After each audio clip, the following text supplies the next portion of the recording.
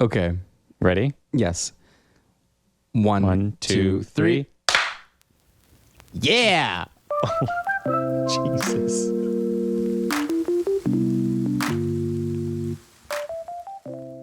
Hello.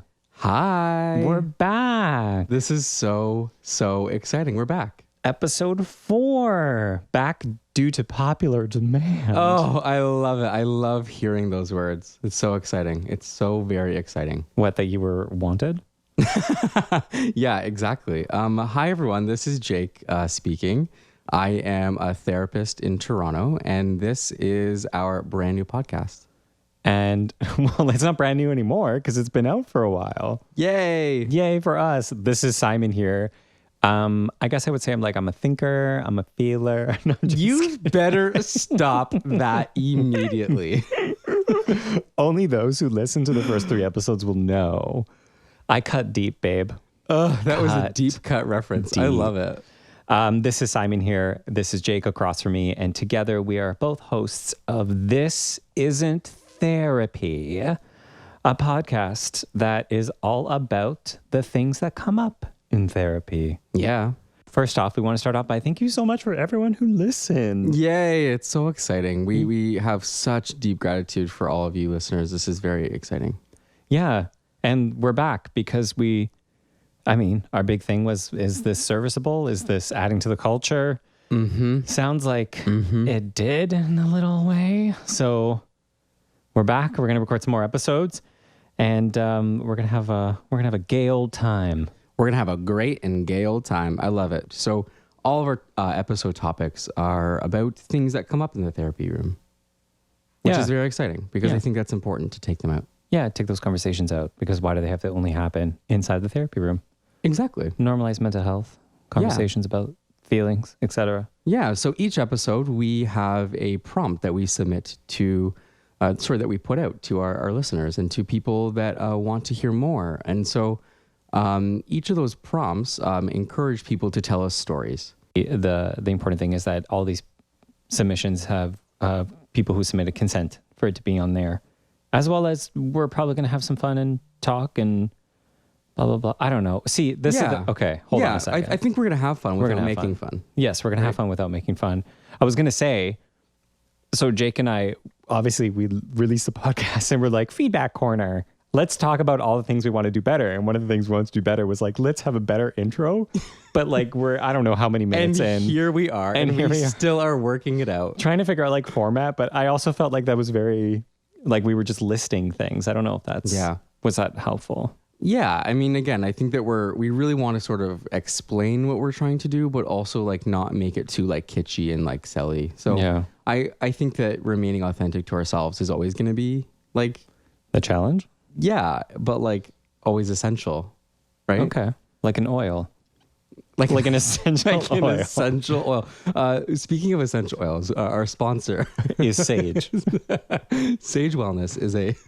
Just kidding. Imagine Sage Wellness. If you are listening, I would like a diffuser, please. Yeah, we love diffusers too. I have 2 of them. Show off. It wasn't a competition. Everything's a competition.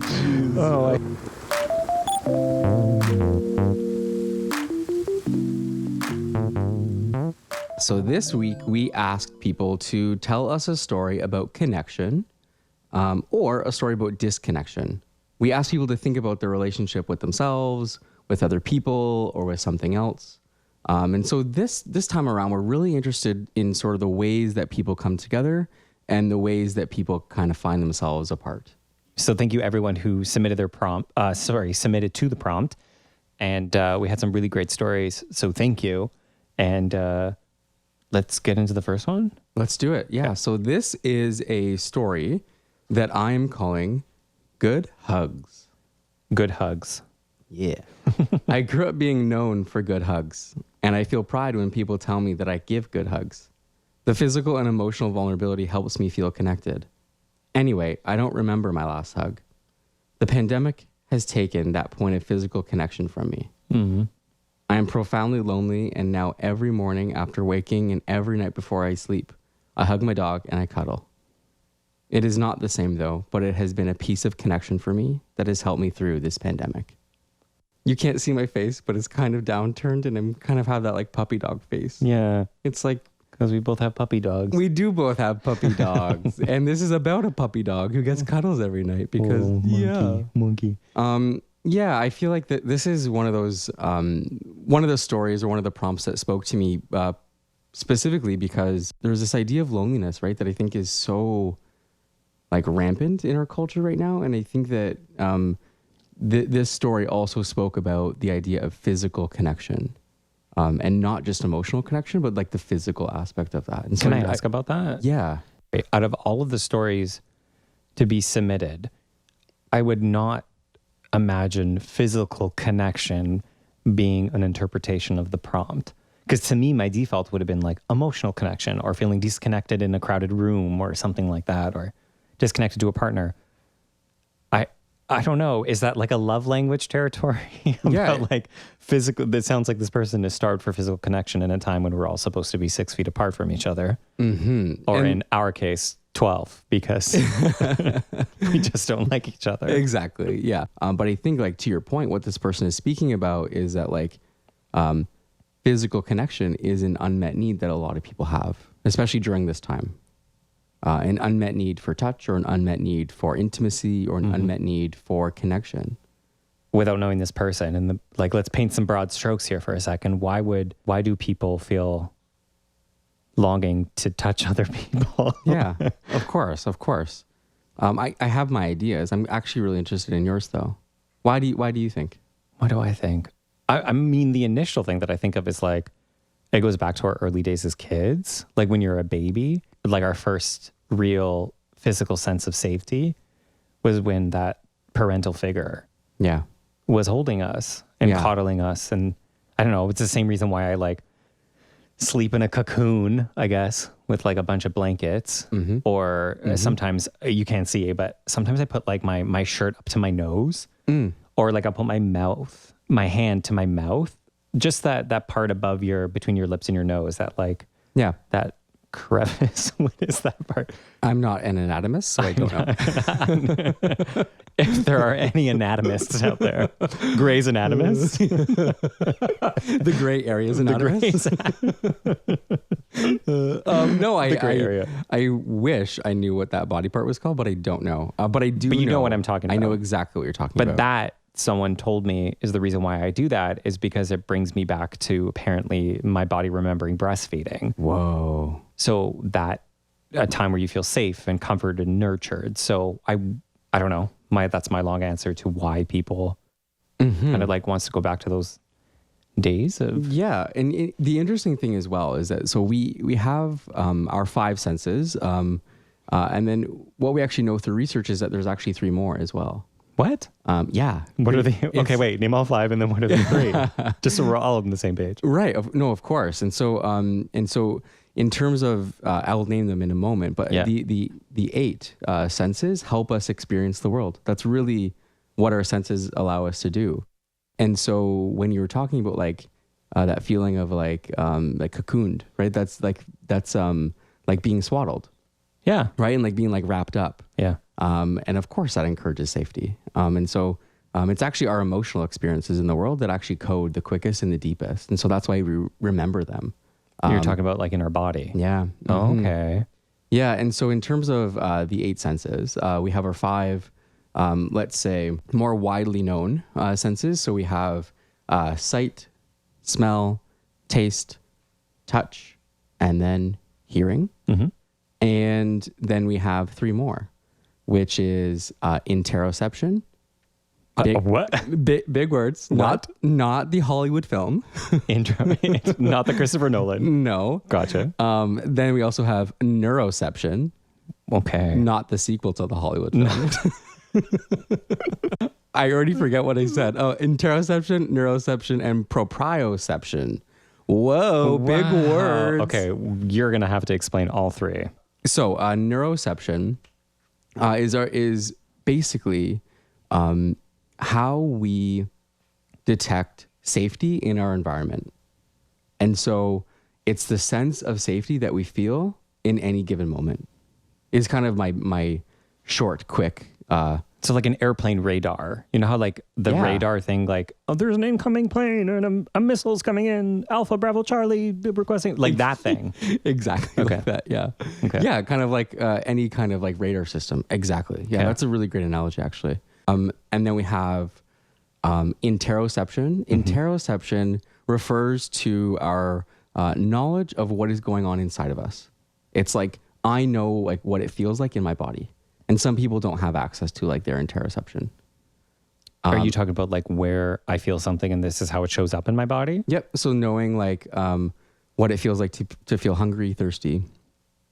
Yeah. So like all those like the senses, right, that like come to us when we need things. So interoception is a lot about needs. So like unmet needs specifically. And is it purely just physical needs? Also, it also expands to emotional, spiritual. Yeah, that's it. Yeah, a lot of different types of needs, right? But and then proprioception is it's our sense of how we orient ourselves in space. So it's like when I'm waving my arms, and you know, for people who can't see me, I'm waving my arms, I'm flailing about. But proprioception is how I locate my body parts, like in space. And so there are a lot of people who don't have access to that sense or that way of orienting themselves. And so my earlier definition around sort of our senses, and that's how we interpret or experience the world. Right. Our senses allow us to do that. And so when we think about like physical disabilities or any kind of limitations within like the realm of like the five senses, like sight or hearing, for example, we can also have impairments in our other senses as well. And so for some people, that's onset by trauma. For some people, that's onset by like their early childhood experiences. Right. And so in terms of like this prompt, just to kind of connect it back, the pandemic represents a big trauma for a lot of people, right? Right. And a big point of impairment where I think that a lot of us really just want to feel connected again, right? We want to feel sensing again. We want to be able to sense again. It's interesting that certain people's needs have become heightened. Oh, say more about that. I'm interested in that. Well, it's interesting that this person, it seems like hugging was such like an everyday thing. And I wonder how consciously aware this person was that hugging was such a need for them in their day to day. Yes. And it wasn't until the access and the ability to hug other people was taken away that they realized that this was a need. Whoa. So I'm curious because you were talking about those three senses, like a piece of furniture in a room. Like it's not like you walk into a room and you're like, that's the couch, that's the thing. Like we don't take inventory of the things that are in our life until it's away from us. I am so fascinated by this right now. Yeah, totally. So I'm just curious. This is more of like not a fully realized thought, but more of like an observational thing that I'm kind of curious about as to like, how much of this need was this person aware of? This is what I find endlessly fascinating about humans is that we are so resourceful. Like we are just so resourceful and creative. And for me as a therapist, I'm really always trying to like tap into that with people. I'm always trying to like help people find ways to resource themselves, kind of resource their bodies or resource their minds with new thoughts. But I find that like endlessly fascinating, that like creativity element. Yeah. I wonder how much of that is fight or flight. Say more about that. Are you therapizing right now? Brief moment of pause. Brief moment of pause. For those listening, actually, we have a third member, which is silence. We keep adding co-hosts. Yeah, we have our co-host, which is you, the audience. We also have now silence. Silence is a silence. Do you have anything you want to add? Interesting. I wouldn't say that, but coming at you. Yeah, I think you're speaking to like a very like innate human need to like want to preserve life, right? Or like want to like do whatever you can in order to like keep hope alive or keep like maintaining life, which is also why I do the work I do. Like I think the body is so wise that way. So what would you sort of wrap this one up with in terms of connection? Bring it back to the prompt. What does this have to do with connection?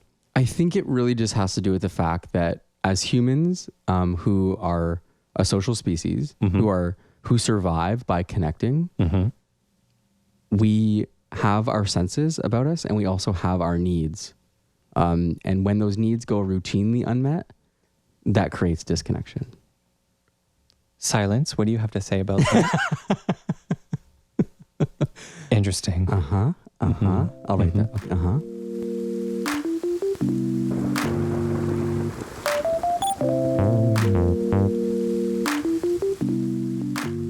And we are back. Thank you for joining us. Can you hear it right now? We're obviously recording in a house, and there's laundry has to be done. Matthew also has some unmet needs for clean clothes, so he is doing laundry in the background. So if you hear the laundry machine, you can Matthew.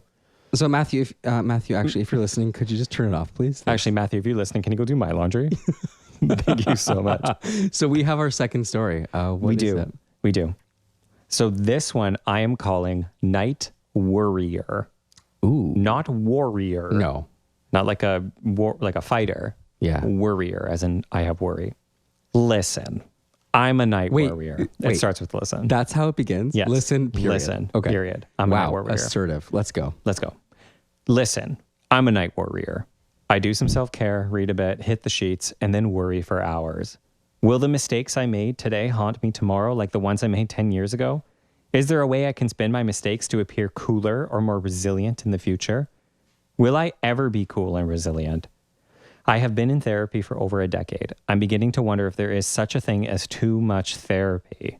I am deeply connected to my thoughts, my worries, my fantasies, almost obsessively so.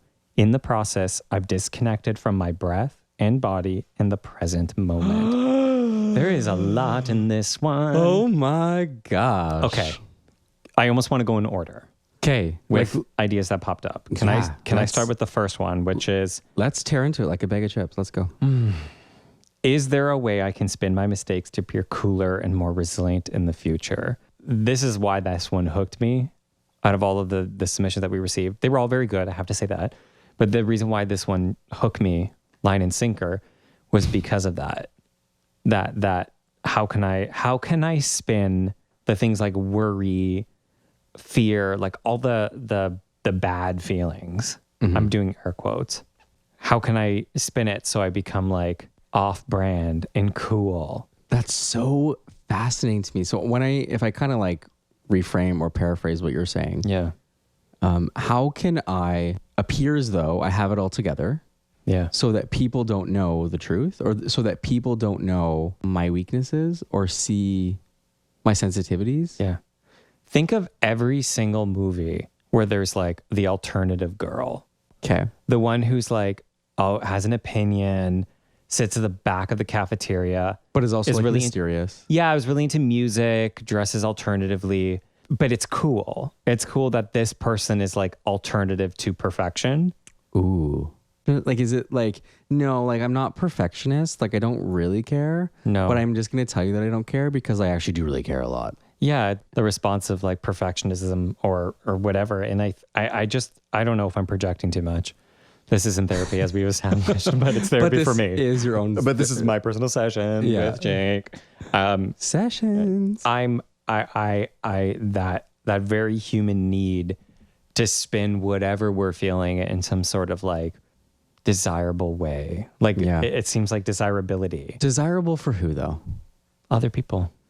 But who are other people? Like, are they like the cool kids? Are they like the people that appear to have it all together? Like, who is it really that we're speaking to? Or like maybe to like make it more nuanced, like what systems are we appeasing or like pleasing? Like why does this happen? The risks of connection are great. And the payoffs can be awesome and fulfilling and like amazing, but we don't always want to sign ourselves up for the disconnection part.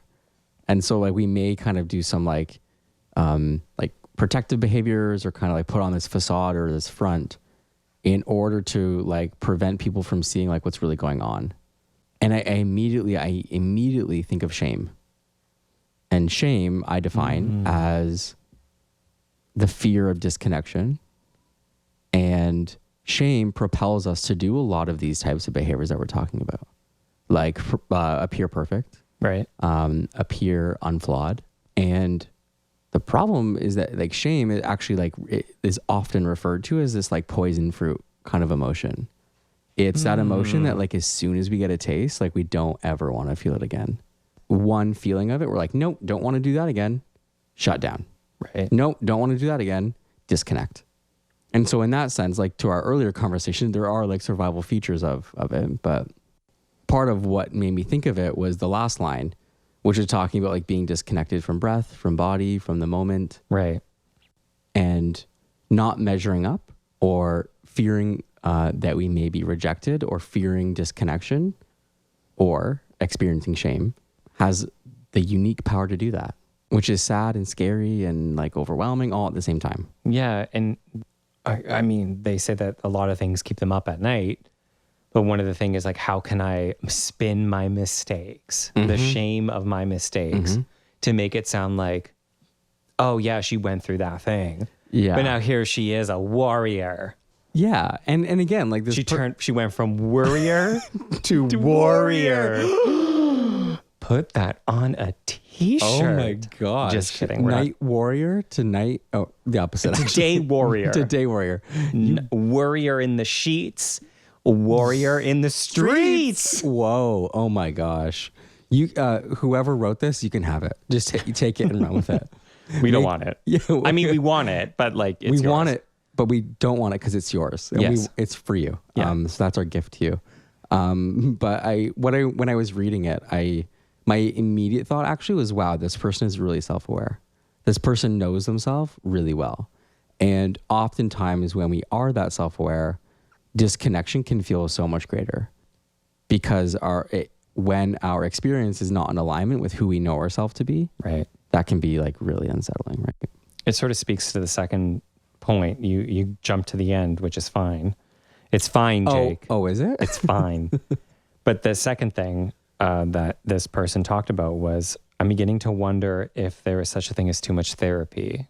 You know, we often trick ourselves into thinking that the more knowledge and the more information we have, the better things should be. And that's not true, unfortunately. More knowledge does not translate into always feeling better. I think a lot of approaches will sort of say, let's pack you full of information because you're this like empty like bucket that I'm just filling with knowledge. And then once you know, knowledge is power. So then you're going to go and live your life and it's going to be amazing. But what we know is that like life is dynamic, life is ever changing. And it's actually more about like how you can use the tools that are already in your toolbox to get access to like a form of living that you want. Therapy is but one way that we can access like meeting our goals. I think in the episode about you finding a therapist, right? You had referenced like trying other ways that you can improve your mental health or at least like sort of feel better like inside of your body. Right. And so it's to say that like therapy isn't the end all and be all, but like therapy is a very important tool like for allowing people to access the growth and the healing that they want to take place. Right. My main idea is that people will come to therapy as long as they need to. I want to bring it back to the whole prompt, which is connection and disconnection. Yeah. So it seems like this person obsessing cerebrally and feels disconnected from their body. Yes. Because their breath and everything. So right. I don't know.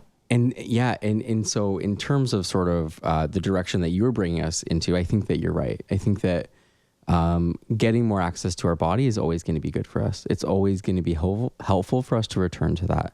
And so it also makes me think about what we were talking earlier, just about feeling stuck in our thoughts or kind of like seeking out information, like as a way of kind of moving towards this like, healing process or like this like way of meeting our goals.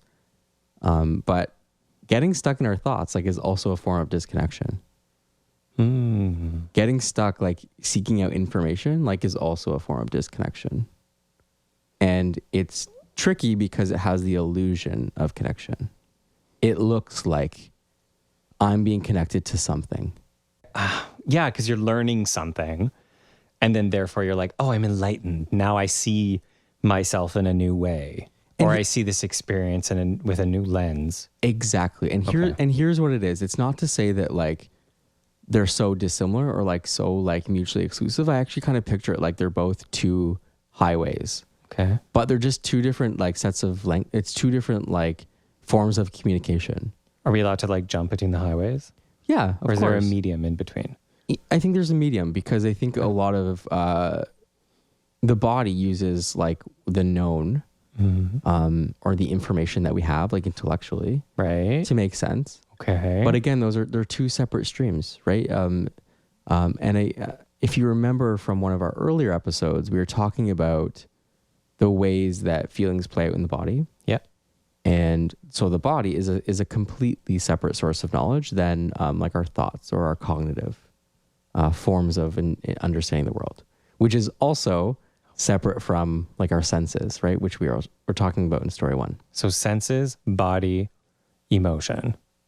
Like, did I get that right? Senses, Body. and emotions, Yeah. and thoughts. Boy. Yeah. This is so complicated. Strap in. Welcome.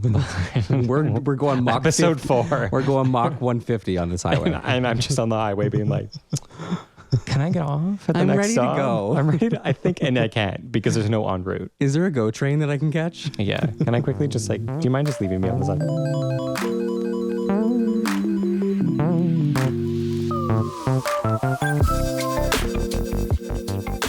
Okay, let's share some.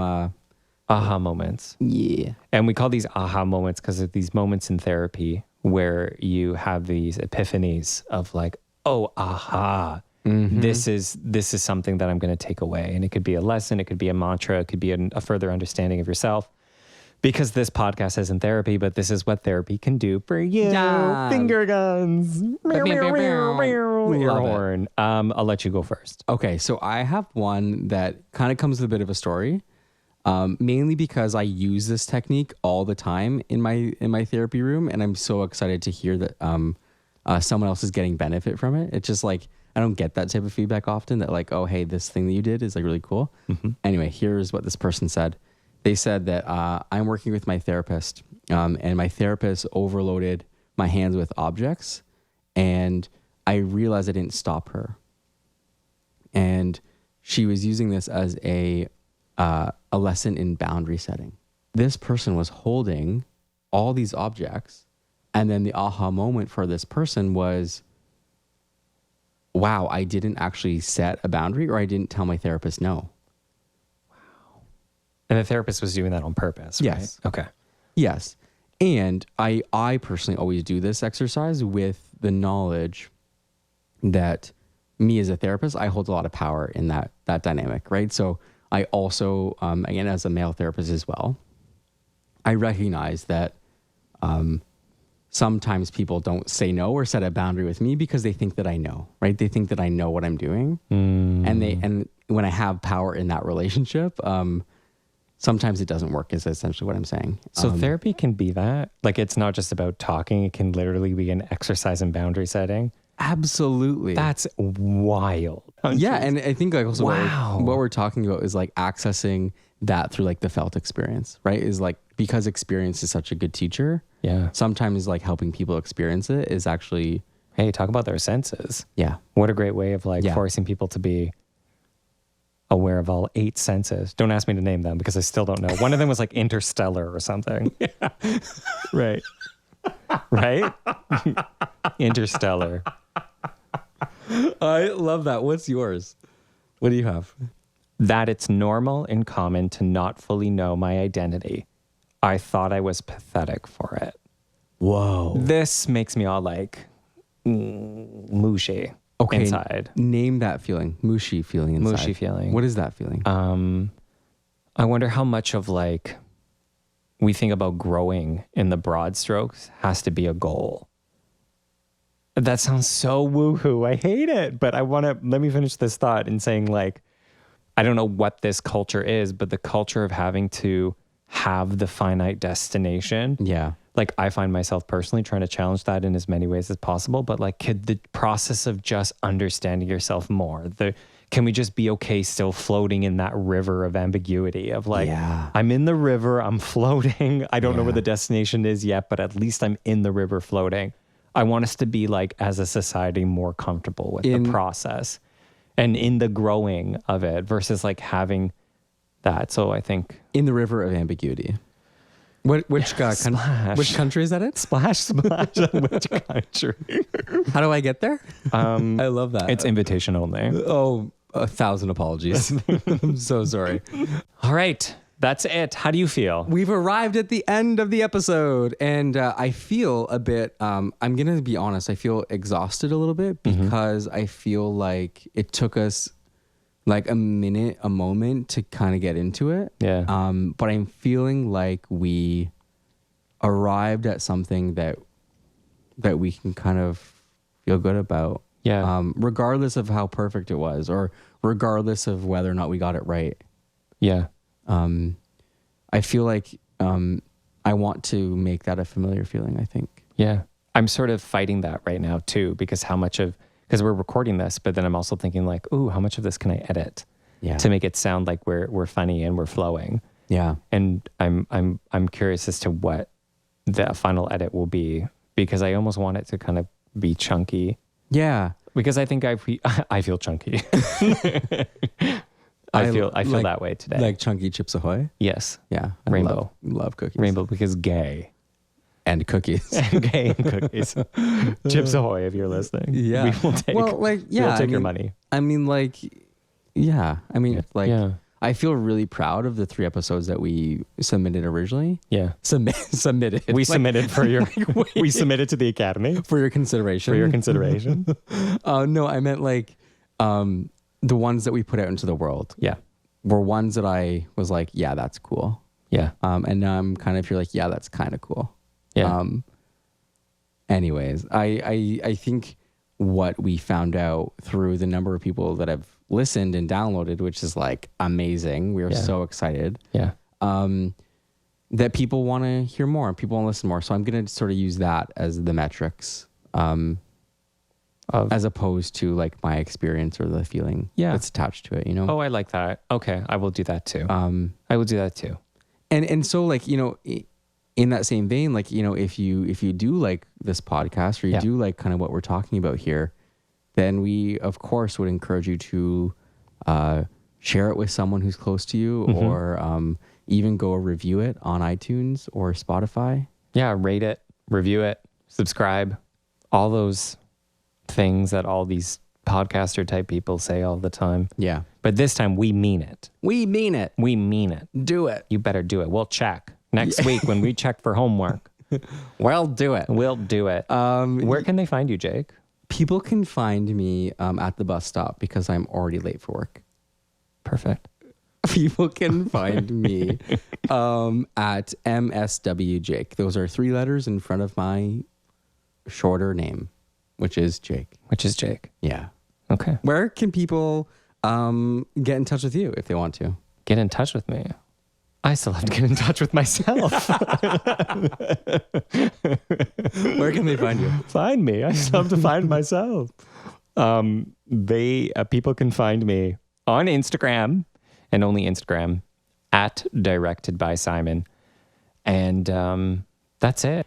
I'm really grateful for all the people that like slid into the DMs and you know and shared their thoughts or their screenshots or shared it on Instagram, or And just said something kind about it. Yeah, I was just like, I really like this. I'm really enjoying it, and very thoughtful responses, and I really appreciate that. It's always nice to like, I don't know, we spend so much time like building this thing up in our minds, and would you say it's nice to connect? It's nice to connect. And here we are. We've come full circle. And we will now close that circle with the end of this episode. Bye. Music.